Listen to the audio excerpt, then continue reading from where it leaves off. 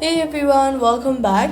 Did the Credit One bank app stop working right after you updated your iPhone to a new iOS version? Here's the quick fix.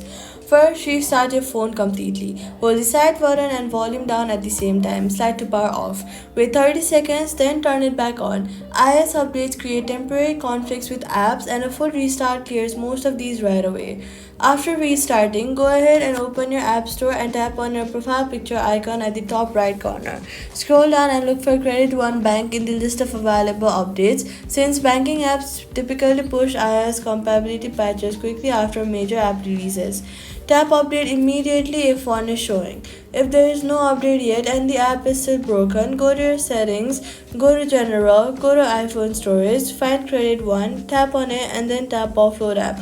After offloading it, go back to the App Store, search for it, and reinstall it to get a clean build for your current iOS. So, all you gotta do is restart your iPhone, check the App Store for a Credit One bank update, offload and reinstall if needed. The app works on your new iOS, and that's it. Subscribe.